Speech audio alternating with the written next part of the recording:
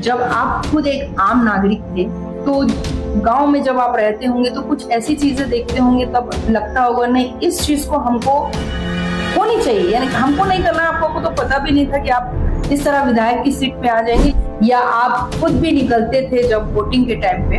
तो महिलाओं की ऐसी क्या समस्याएं रहती थी जिसको वो पुकार करती थी आपसे कि और नाम आ रहा है प्रेमनवल साहू, वो कुछ न कुछ आपके बारे में जो बातें कर रहे हैं, क्या वो सही है? उनको मालूम है कि ये बहुत राजनीतिक से भी जानकार नहीं है और बहुत गरीब परिवार से है। खासकर प्रेमलाल साहू जी हैं, वो अपने आप को विधायक प्रतिनिधि मानते हैं, तो क्या आपने उन्हें अपॉइंट किया है? नमस्कार, जय जवाहर, जय छत्तीसगढ़। जैसा कि आज हम साझा में हैं और साझा के विधायक ईश्वर साहू जी से खास मुलाकात करने आए हैं, उनसे बातचीत करने आए हैं कि पूरे गांव में जो विकास कार्यों के लिए जो गांव वाले परेशान थे, अब उस पे क्या नीतियां रहेंगी, किस तरह का विकास होगा। जैसा कि खुद ईश्वर साहू एक माटी पुत्र हैं और जिस तरह से उन्हें जनता ने चुना है अपने विधानसभा के लिए, तो साहू समाज, एक बड़ा जो समाज होता है, साहू समाज ने खुद अपनी मर्जी से उन्हें विधायक बनाया है। और विधायक बनाने के बाद उन्होंने जो उम्मीद की है उनसे कि उनकी उम्मीदों पे वो खरा उतरेंगे, और हम उनसे पूछेंगे कि उनकी सोच गांव के डेवलप के लिए क्या क्या है, शिक्षा के लिए क्या है, स्वास्थ्य के लिए क्या है, और कुछ अपनी नजरों से क्या विकास देखते हैं जिसको वो पूरा करने के लिए हमेशा तत्पर खड़े रहेंगे। तो हम बात करेंगे ईश्वर साहू जी से, साझा विधायक। बिल्कुल सर, हमारे चैनल पे आपका बहुत ही स्वागत है। नमस्कार। बताएंगे जिस तरह से गांव वाले आपको चुनकर विधायक के रूप में पसंद किए हैं, तो किस तरह से आप गांव के विकास को देखते हैं, किस तरह से समस्याओं को देखते हैं, और आने वाले समय पे जिस तरह पिछले वर्षों में जो विकास थम चुके थे, जंग लग चुके थे विकासों में, और अब आप उस चीज को दौड़ाना चाहते हैं। तो बात करेंगे विकास की मुद्दों पे, शिक्षा, स्वास्थ्य, जो मूलभूत सुविधाएं हैं, किस तरह से आप गांव की जनता को खुश करना चाहेंगे? देखिए, अभी तो विकास कार्य चालू ही है जी। और जिस प्रकार अभी हमारे सरकार बनने में तो अभी 6 महीने ही हुआ है जी।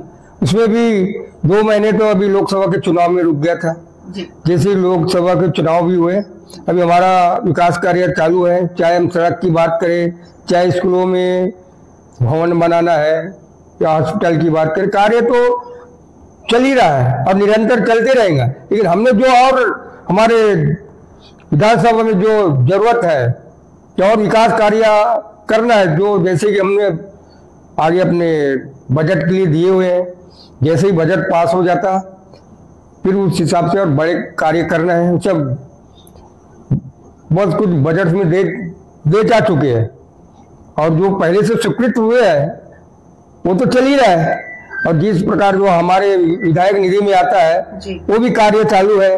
क्योंकि छोटे छोटे हर गांव में सीसी रोड की कार्य है, नाली की है, ये भी कार्य तो निरंतर चल ही रहा और चलते ही रहेगा।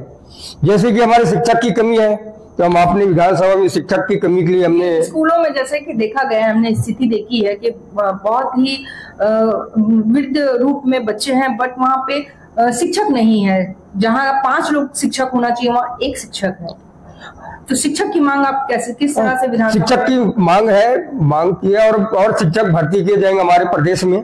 फिलहाल में अभी जो शिक्षक की कमी है, कोई स्कूल में ज्यादा है, किसी में कम है, तो उसको अभी जहाँ ज्यादा है जहाँ कम है उसको बराबर एवरेज कर रहे हैं, और आगे भी शिक्षक की भर्ती किया जाएगा। अभी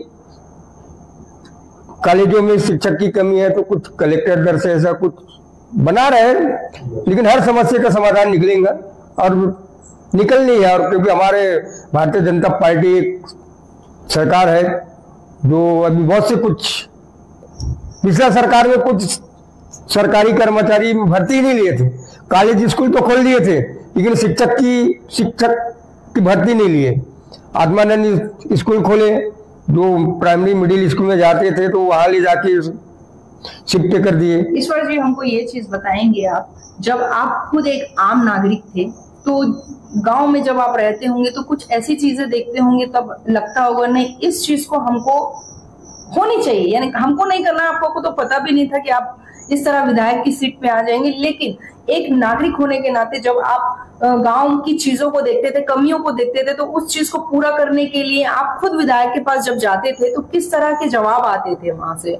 फिर आपने उसी चीज को अब जब विधायक बन गए तो सोचे नहीं, इस चीज की कमी थी हमारे टाइम पे तो हमको इसको पूरा ही करना है। तो क्या ऐसी चीजें आप अपनी नजरों से देखते थे, बताएंगे उसके बारे में?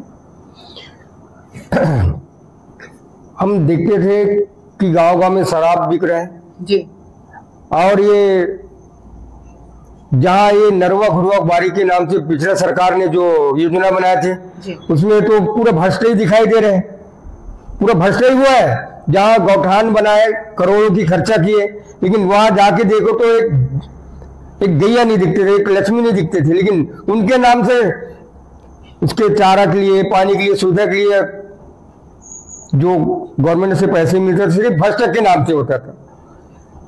कचरा के लिए डब्बे बनाए, लेकिन कोई मकसद नहीं। पूरा 5 साल भ्रष्टाचार में चला दिए। ये हमको तंदुरुस्त करना है। ऐसे बहुत से समस्या भी गांव में भी है, जहां जरूरत है, जहाँ पेयजल पानी की जरूरत है वहां बोरवेल कराना तो वो सब नहीं है। क्या है गांव में पूरा पेयजल की व्यवस्था कैसी है? पेयजल की व्यवस्था तो अभी कमी है। हाँ, कमी है। जो जहाँ जरूरत है वहाँ पे नहीं किए गए हैं। गर्मी के दिन में बहुत परेशानी बढ़ जाते हैं। महिलाओं के बीच में जब बातें होती या फिर आप जन दर्शन के लिए लोग आते हैं या आप खुद भी निकलते थे जब वोटिंग के टाइम पे, तो महिलाओं की ऐसी क्या समस्याएं रहती थी जिसको वो पुकार करती थी आपसे कि इस तरह की हमको सुविधाएं चाहिए? महिलाओं के बारे में बात करें तो उनको क्या चाहिए इस गांव में? महिलाओं की बात करें तो महिलाओं को तो यही है कि अपनी तालाब है, नदी है, जो खुले में नहाना पड़ता है, वहां पे सिर्फ टीन सेट बना दो या सुविधा कर दो जी। और गांव-गांव गली-गली में गड्ढे हो गए। सड़क की मांग करते थे, गांव-गांव में पूरा सीसी रोड की मांग करते थे। गांव-गांव में पूरा समस्या ही समस्या है। महिलाओं को स्वरोजगार से जोड़ने के लिए महिलाओं के लिए ऐसी कौन सी नीतियां को आप विधानसभा में रखते हैं जिनसे महिलाएं स्वावलंबी बन सकें? तो महिलाओं के लिए ऐसी क्या दृष्टि है आपके लिए कि उनको स्वावलंबी बनाने के लिए हमको कुछ योजनाएं रखें, महिला स्व सहायता समूह खोलें, उनके उत्पादन के लिए जो रहते हैं कार्य, उसके लिए आप क्या मांग कर रहे हैं सरकार से? सरकार तो खुला है ना, महिला समूह भी है, लखपति दीदी बनाना है। हमारे गांव में भी 4-5 समूह है जिनमें कार्य सुचारू रूप से चल रहे हैं।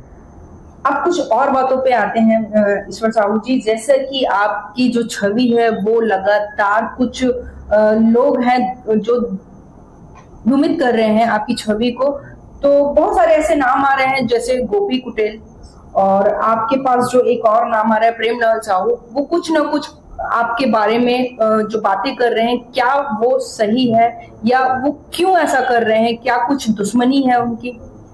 हाँ, ऐसा है। उनको मालूम है कि ईश्वर साहू कभी राजनीति में थे ही नहीं जी। एक मजदूर था। अब उसको बदनाम कैसा किया जाए जी? कोई विपक्ष की ओर से बदनाम कर रहा है, कोई अपने साथ में रह के बदनाम कर रहा है। उनको कोई भी तरह से इसको बदनाम किया जाए, तो उनको मालूम है कि ये बहुत राजनीतिक से भी जानकार नहीं है और बहुत गरीब परिवार से है जी। इसलिए वो लोग कोई ना कोई तरह से अपने जो धूमिल करना चाहते हैं जी। जो छवि को धूमिल किया जा रहा है, तो ये कहाँ तक की हकीकत होती है और कहाँ तक के चीजों को बनाया जाता है, उस बात को बिल्कुल स्पष्ट रूप से उसको जब तक के सामने ना आए उसको देखना चाहिए कि कितनी बात सत्य है और असत्य है। जैसा कि ईश्वर साहू जी धरातल से जुड़े हुए हैं, ना ही राजनीति किसी दल से जुड़े थे, ना ही इनके घर खानदान में कोई राजनीति से जुड़ा बंदा है।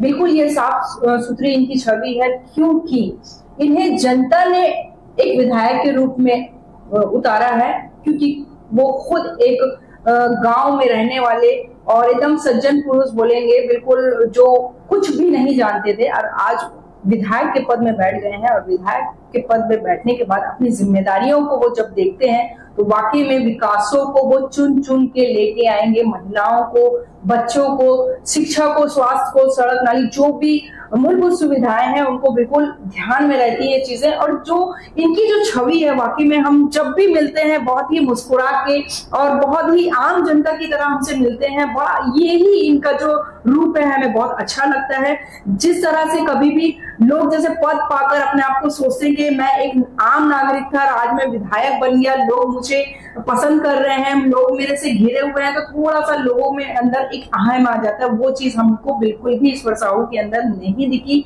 बहुत ही सज्जन पुरुष है और हम अपने चैनल के माध्यम से इनकी जो छवि है वाकई में आपको रूबरू कराएंगे। हम यहाँ की जनता से भी पूछेंगे कि ये किस स्वभाव के हैं, हमको मशवरा दीजिए कि हमको और बेहतर क्या करना चाहिए। हम आपको हमेशा नई नई चीजें से रूबरू कराते हैं, तो बने रहिए सैफिया कुरैशी के साथ। भिलाई 2 टाइम से नमस्कार।